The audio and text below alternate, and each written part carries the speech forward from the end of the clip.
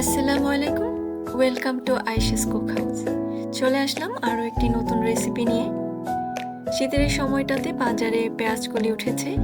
আমি আজকে পেঁয়াজকলি ভাজি করব। খুবই সিম্পল এবং সহজ একটি রেসিপি। এজন্য পাত্রে দিয়ে দিচ্ছি 2 টেবিল পরিমাণ তেল।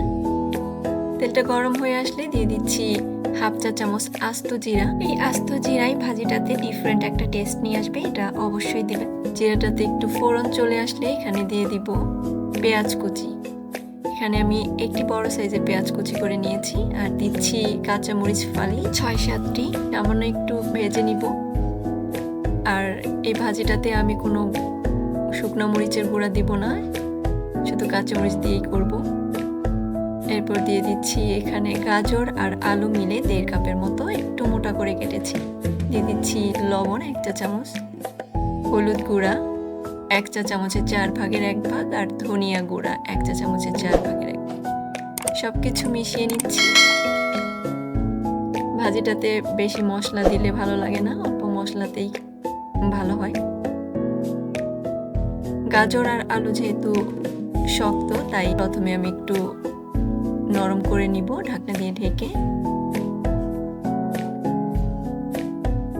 আর পেঁয়াজকলি যেহেতু একটু মিষ্টি মিষ্টি হয়, তাই ভাজিটাতে একটু ঝাল ঝাল হলেই বেশি ভালো লাগে।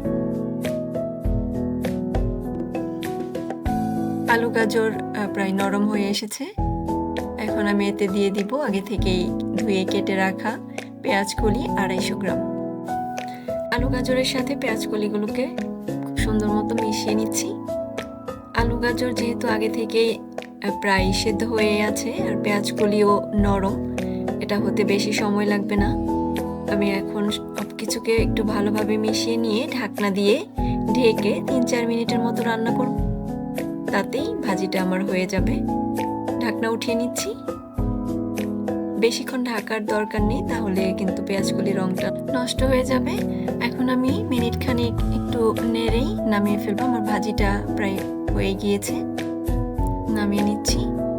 খুব সহজ একটা রেসিপি এবং অল্প সময়ের মধ্যে করে নেওয়া যায়। গরম ভাতের সাথে খেতে খুবই ভালো লাগে, যারা রুটি পরোটার সাথেও খাওয়া যায় সকালের নাস্তায়। আমার রেসিপিগুলো যদি ভালো লেগে থাকে তাহলে চ্যানেলটি সাবস্ক্রাইব করে নিতে পারেন। এরকম আরও নতুন নতুন রেসিপি নিয়ে আবারও চলে আসবো। দেখার আমন্ত্রণ জানিয়ে বিদায় নিচ্ছি। আল্লাহ হাফেজ।